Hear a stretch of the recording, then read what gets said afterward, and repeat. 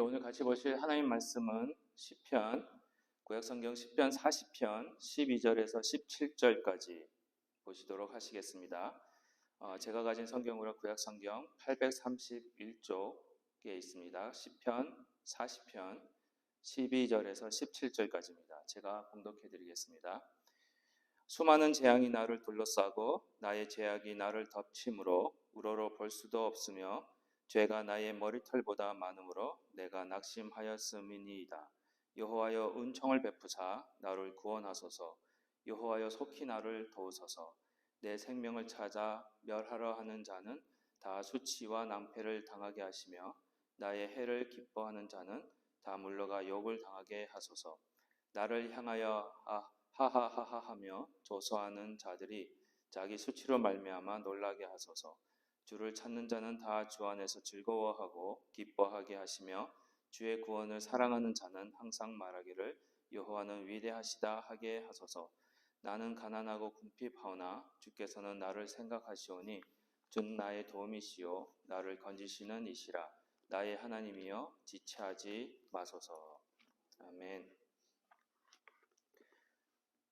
일주일 동안 평안하셨습니까? 예.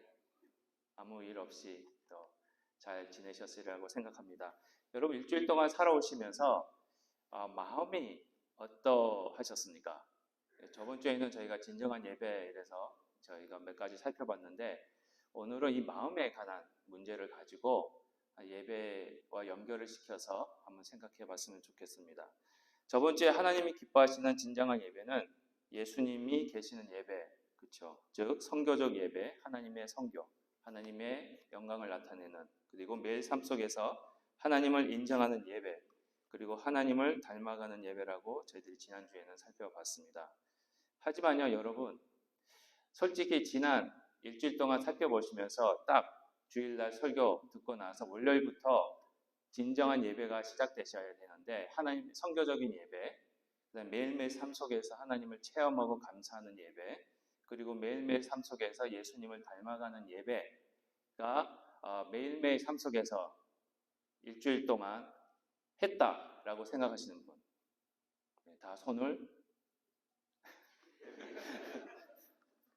네. 어떻게 생각하십니까? 그렇죠? 솔직히 24시간 일주일 내내 저희들이 그렇게 사는 모습이 있으면 좋겠습니다. 그게 하나님이 원하시는 모습이고요. 그런 삶이 이상적이긴 한데 현실이 그렇지가 않습니다. 그렇잖아요. 바로 월요일 날부터 눈에 보이는 현실이 저희들로 하여금 하나님을 잊어버리게 하고, 또 삶 속에서 선교적인 사명보다는 어떤 사람들과의 대립관계에 있어서 그 대립을 해결하고 아파하고 또 그 상처받는 일에 너무 바쁘다 보니까 하나님의 영광, 하나님의 모습을 나타내기보다는 나의 모습이 나타나기가 쉬웠고요. 또 현실에 부딪히다 보니까 예수님을 닮아가기보다는 이 세상을 닮아가는 일에 더 쉬운 그런 삶을 저희들이 살아왔지 않았을까 이렇게 생각을 해봅니다. 왜냐? 저희들은 죄인이기 때문에 그렇습니다. 연약하기 때문에 그렇습니다. 어쩔 수 없습니다. 그러나 그럴 때마다 저희들이 실패할 때마다 그런 일들이 일어날 때마다 나는 예수 믿는 자로서 틀렸어. 이래가지고 어떻게 예수를 믿겠어? 신앙생활 하겠어? 이렇게 생각하기 쉬운데 오늘 본문 말씀에는요. 그 실패했다는 순간에 내가 나의 모습을 보이고 예수 믿는 사람으로서 실망하고 있을 때에 예배가 가능하다는 것을 보여주고 있습니다.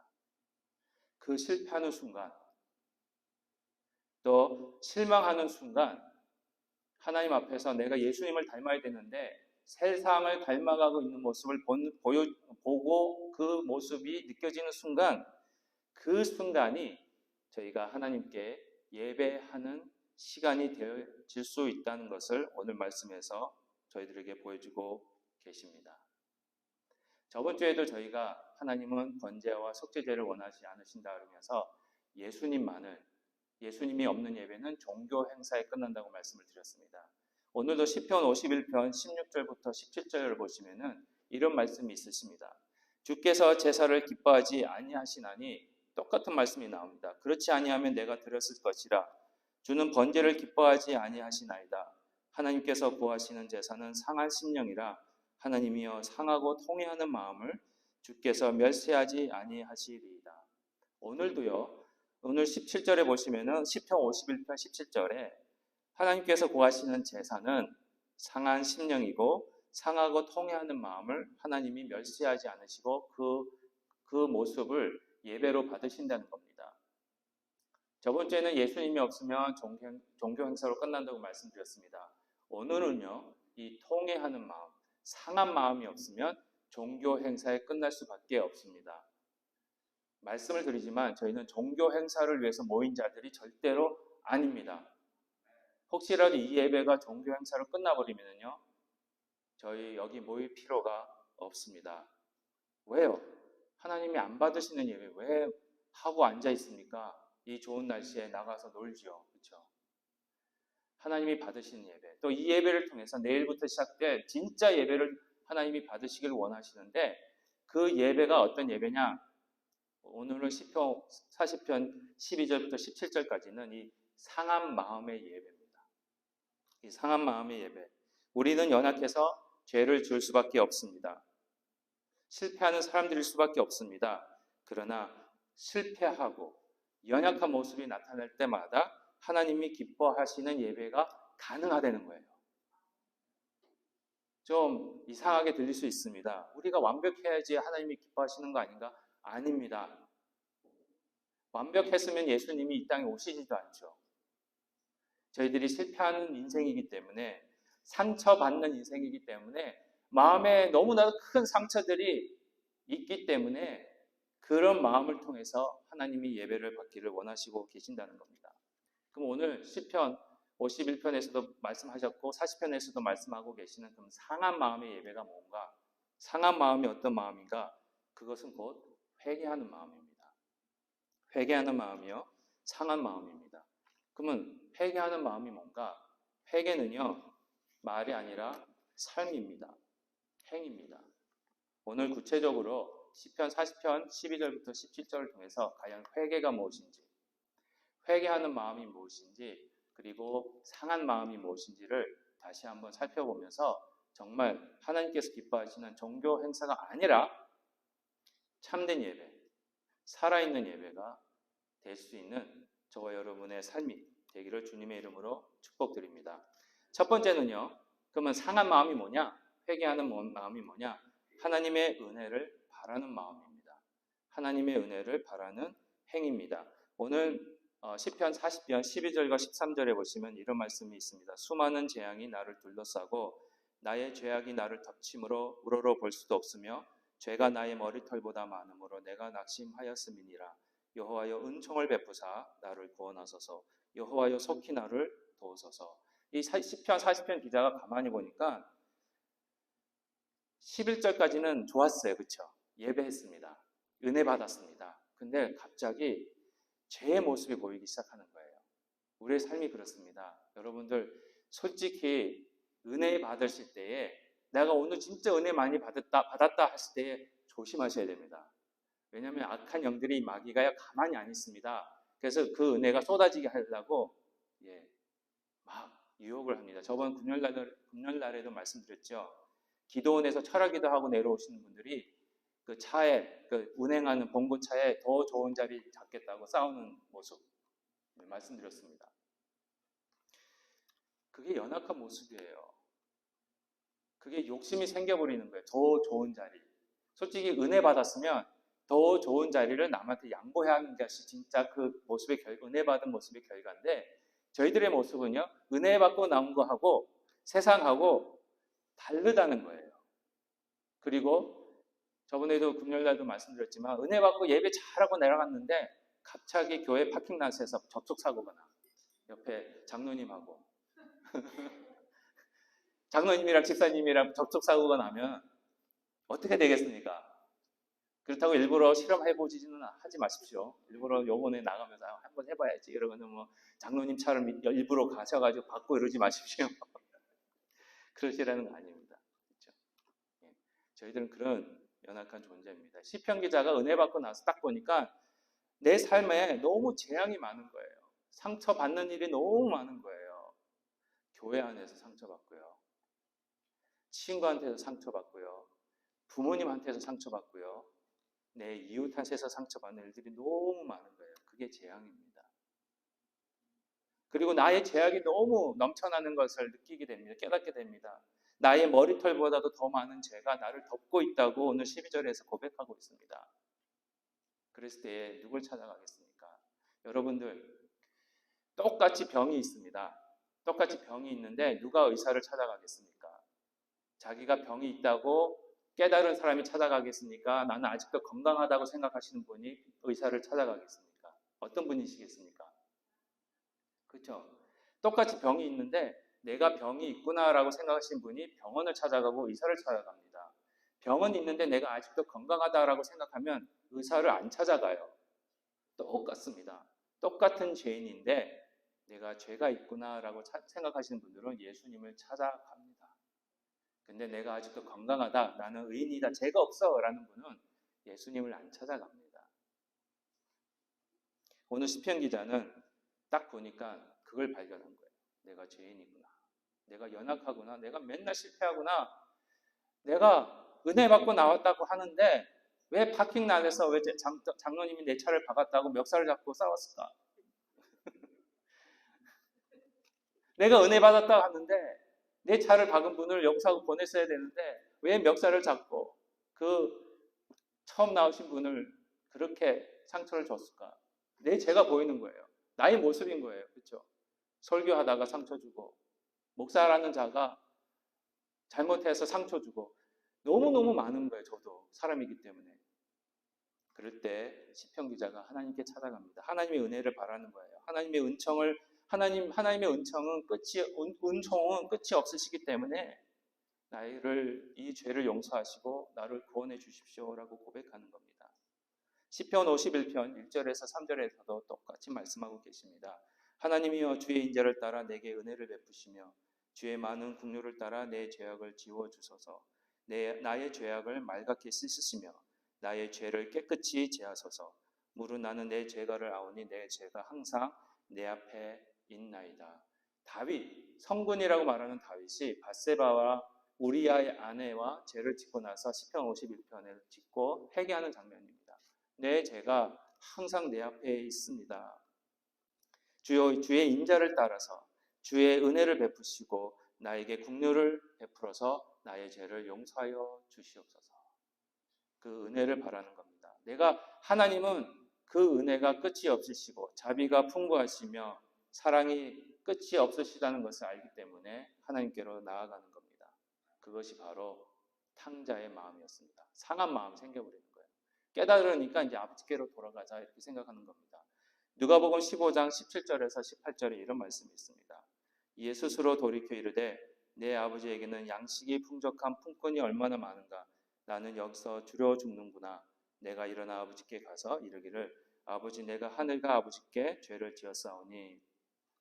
탕자가 누가복음 15장에 보면은 아버지한테 두 아들이 있었는데 둘째 아들이 다 돈을 자기한테 올 재산을 유산을 이미 요구를 합니다. 그리고는 데리고 가지고 나갑니다. 돈이 많을 때는 상한 심령이 아니었어요. 그렇죠?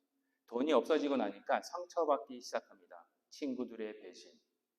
아니, 돈 많을 때는 그렇게 나를 좋아하고 맨날 시간 보내주고 내가 연락만 해도 만나주고 그러던 자가 돈이 없어지니까 내 연락을 안 받아요.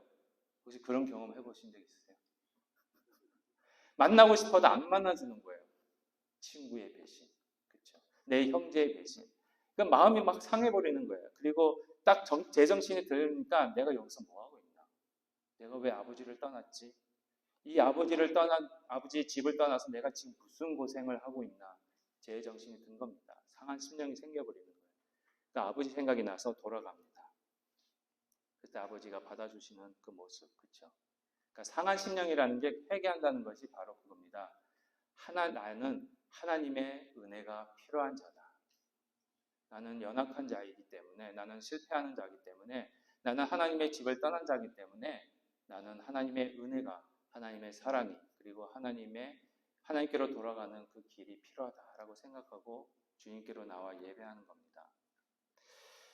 며칠 전에 제 장모님이 말씀해 주신 게 있으세요.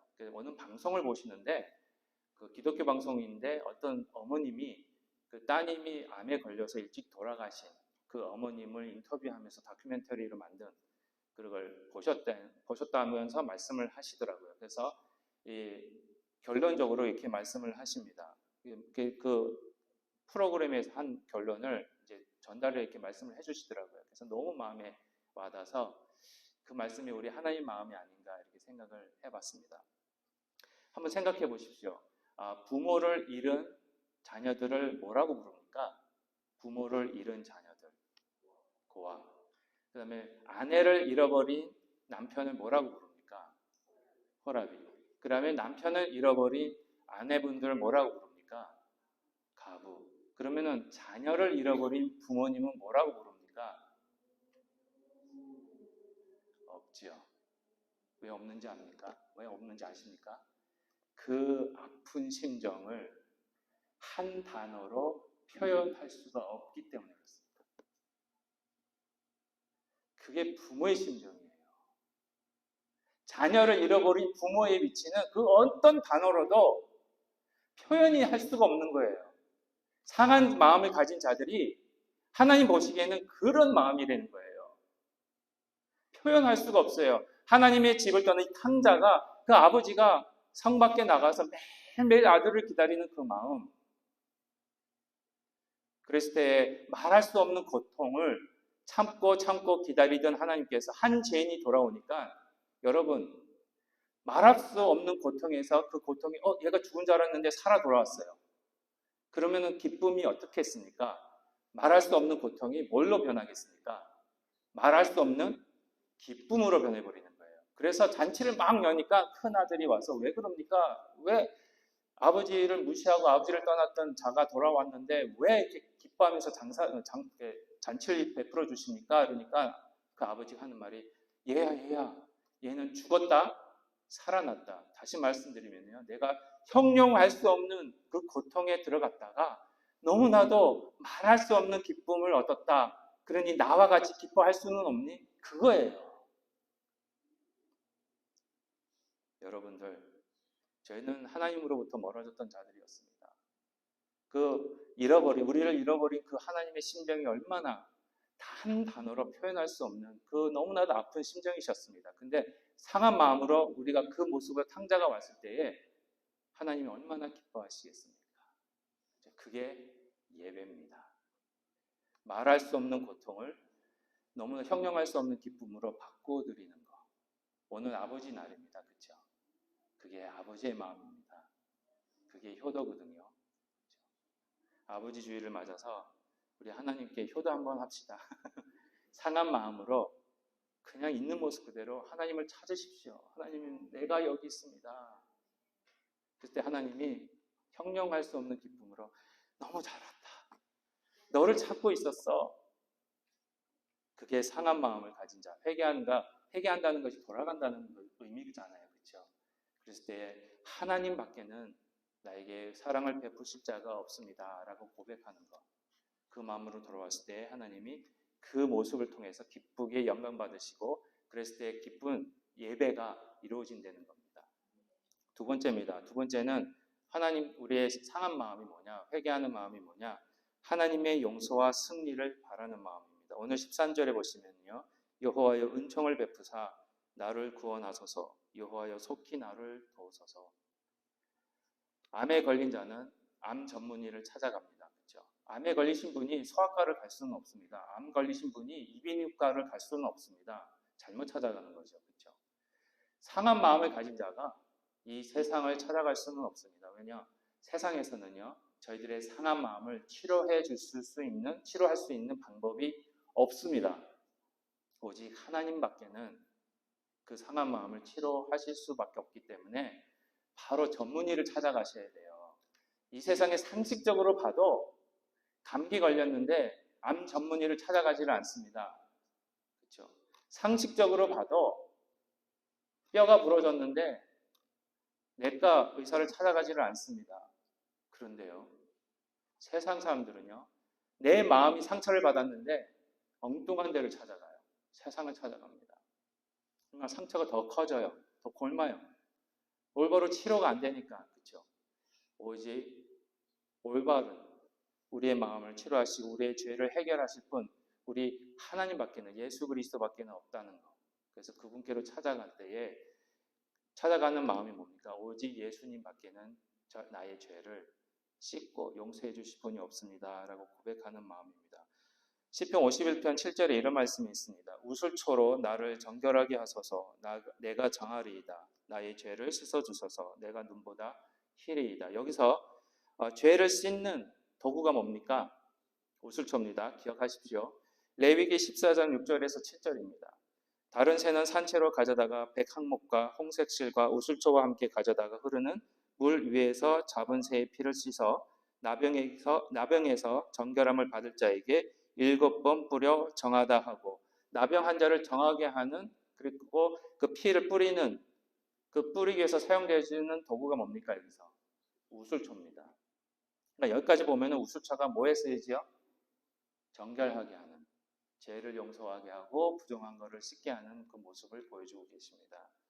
요한복음 19장 28절에서 29절입니다.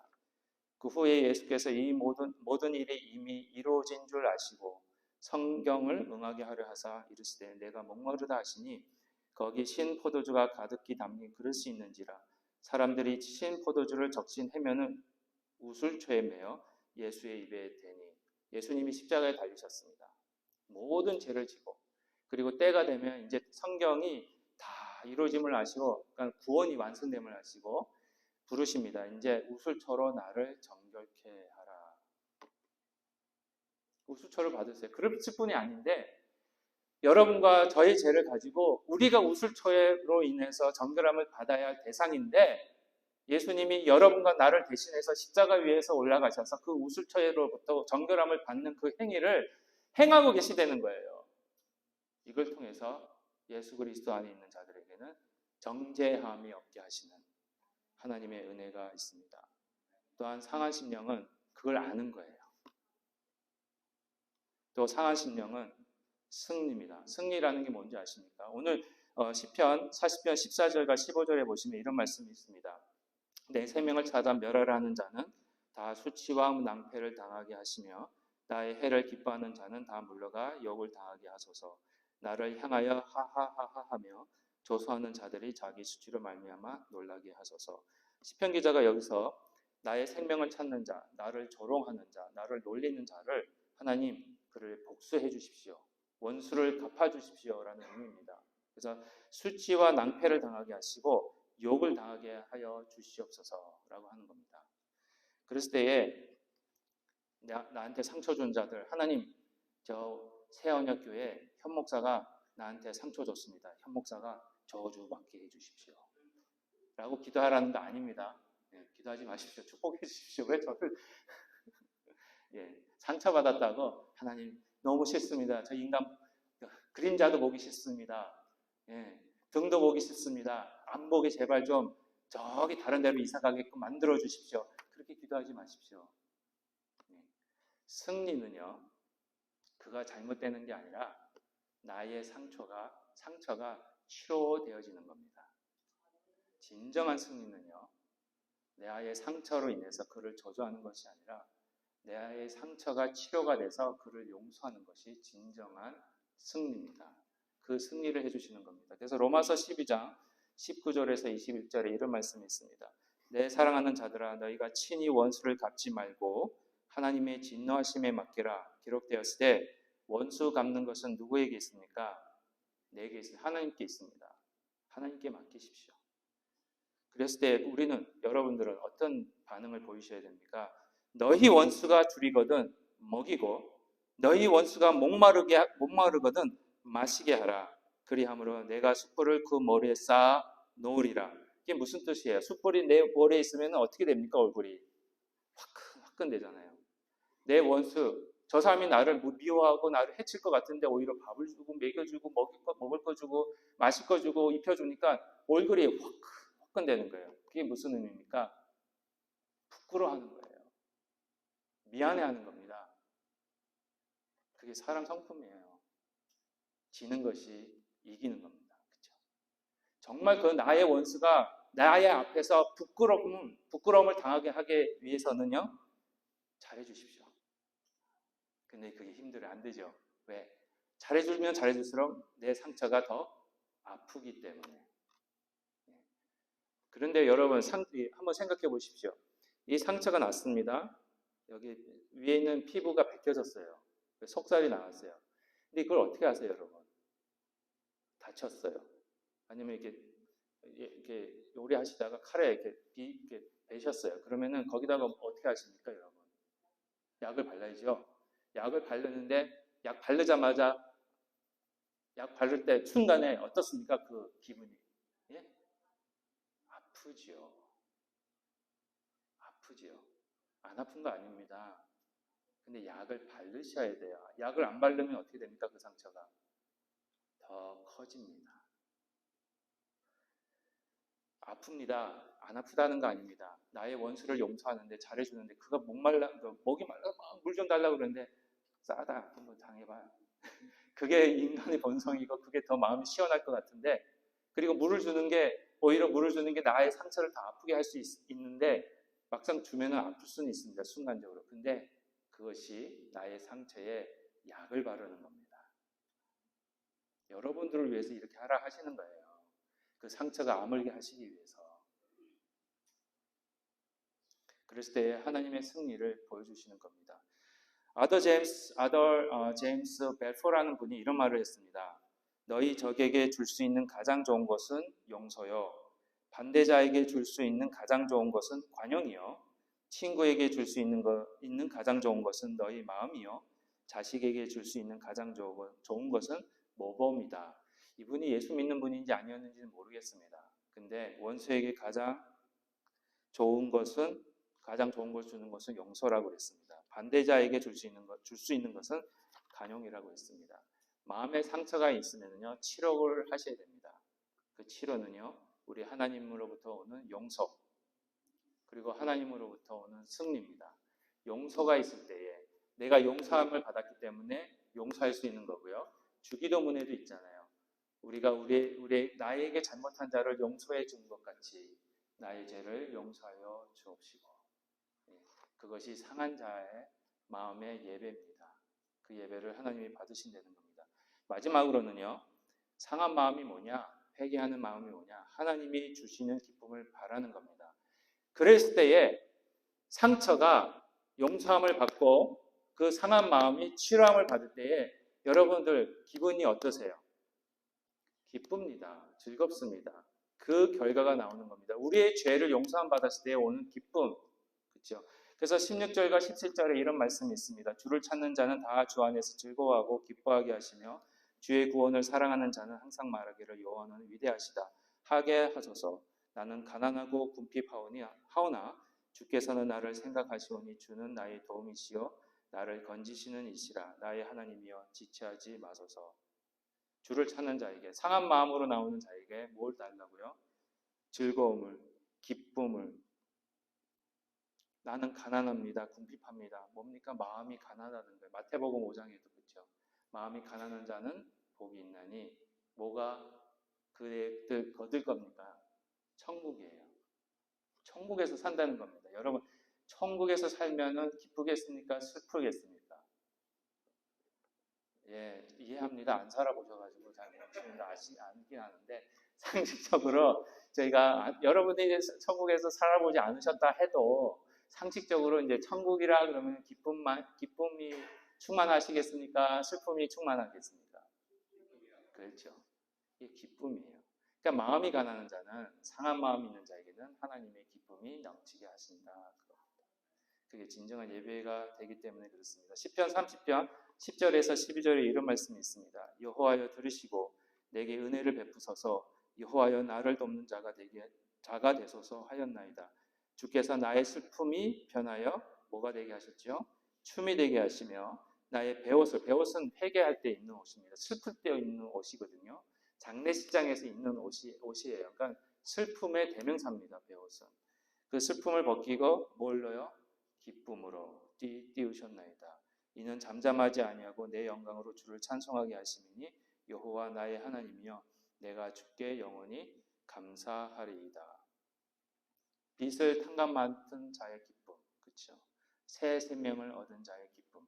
죽을 수밖에 없는 사형 선고를 받은 그런 병자에게 새로운 약이 발견됐습니다.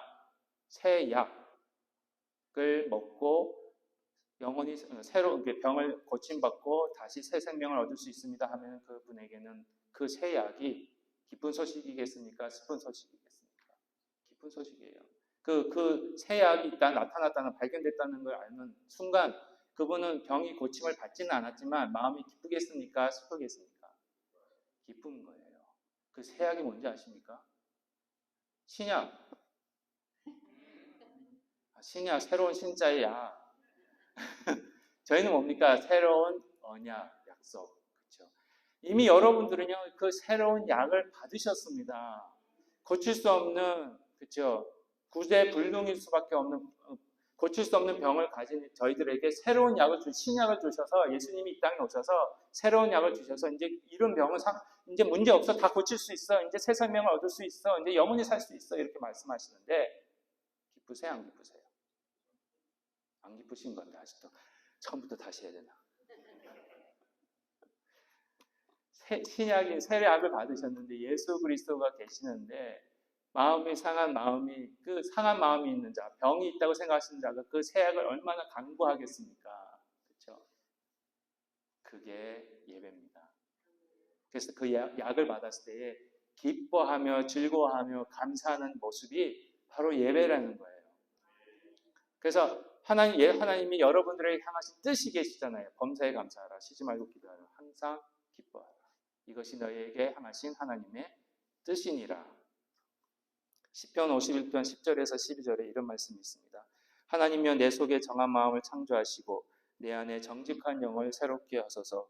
나를 주 앞에서 쫓아내지 마시며 주의 성령을 내게서 거두지 마소서. 주의 구원의 즐거움을 내게 회복시키시고 시켜주시고 자원하는 심령을 주사 나를 붙드소서. 나를 주님 앞에서 쫓아내지 마시고 주의 성령을 내게 주시옵소서.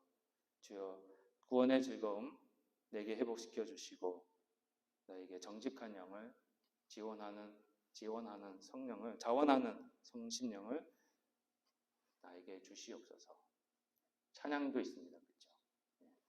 찬양 안 했습니다. 저번 주에 너무 은혜가 안 됐다 그래가지고 저 집에 가서 혼났습니다. 노래 이렇게 못해. 연습 좀 하고 갈걸.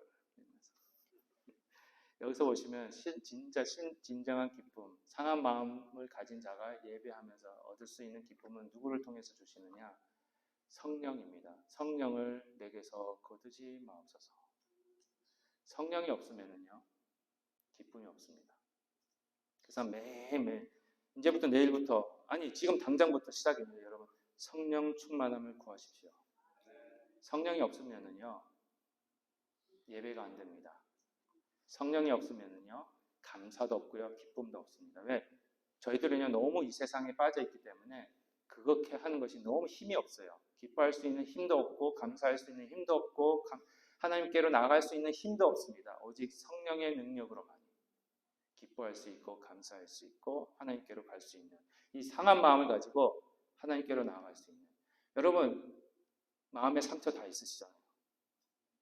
누구 앞에서 마음 놓고 하소연할 수 없는 그런 상처 다 있으시잖아요. 저희의 힘으로는요 다 하소연할 수가 없습니다. 근데 성령 충만함을 받으면 터져버려요. 하나님 앞에서 하나님 내가 이런 마음이 있습니다. 이런 상처가 있습니다. 이런 죄가 있습니다. 터져버리는데 마치 댐이 팍 터지듯이 물이 확 내려오듯이 성령 충만의 역사가 그렇습니다. 그랬을 때에 확 지나고 나면은 나타나는 기쁨. 그것이 심령이 가난한 자에게 주시는 하나님의 천국에서 사는 자의 축복이 예배가 여기에 있는 겁니다. 결론적으로 말씀드리겠습니다. 상한 마음으로 나가는 예배, 상한 심령으로 드리는 예배는 회개하는 예배입니다. 회개는 뭐냐? 하나님의 은혜를 바라고 하나님 앞으로 나아가는 마음입니다. 그런 행위입니다. 또 하나님의 용서와 승리를 바라는 겁니다. 오직 나의 마음의 상처, 나의 죄의 문제는 예수 그리스도만이 해결하실 수 있다. 하나님께로 나아간 자만이 예수님을 만나고요. 예수님을 만난 자만이 용서와 승리의 체험을 느끼게 되면 성령 충만함을 받습니다. 성령 충만함을 받으면 항상 기뻐요. 삼위일체 하나님의 역사가 여기에 다 있습니다. 그분의 역사 안에서 올바른 예배가 이루어질 수가 있는 겁니다. 내일부터 여러분 또 세상 살아가실 겁니다. 그렇죠? 상처받지 마십시오. 있는 상처 치유받으십시오. 예수 그리스도 안에서 승리하십시오. 이미 예수님이 승리하셨습니다. 기뻐하십시오. 예수님이 부활하셨습니다. 여기가 천국입니다. 하나님이 왜냐? 예수 그리스도가 계시는 것이 천국이기 때문에 그렇습니다. 근데 예수님이 어디 계십니까? 그렇죠. 여러분들 안에 계시기 때문에 여러분들이 사시는 것이 바로 천국이 될 수 있습니다. 우리가 천국에서 살고 있으면서도 그거를 깨닫지를 못하는 거예요. 누리지를 못하고 있습니다. 우리 손에 무슨 어떤 보화가 쥐어져 있는데도요. 그걸 누리지를 못해요. 어떻게 사용하는지를 모르고 있다는 겁니다. 하나님이 주셨는데 너무 답답한 거예요. 하나님 보시기에. 누려야 되는데 이 기쁨을 누려야 되는데 이 즐거움을 누려야 되는데 이 축복을 누려야 되는데 그랬을 때 우리가 더 상한 심령으로 하나님 이 축복을 하나님 주신 은혜를 체험케 하소서 기도하고 저희들이 매일매일 삶 속에서 승리하시면서 그 은혜가 넘치시는 저와 여러분이 되시기를 주님의 이름으로 축복드립니다. 기도하시겠습니다. 하나님 감사합니다. 말씀 속에서 참된 예배, 상한 마음을 가진 자의 예배가 무엇인지 다시 보게 하시고 주님 앞으로 나아갈 수 있도록 인도하시니 감사합니다. 저희 삶 속에서 항상 승리하게 하시고 주님께서 붙잡아 주옵소서. 감사하며 예수님의 이름으로 기도합니다. 아멘.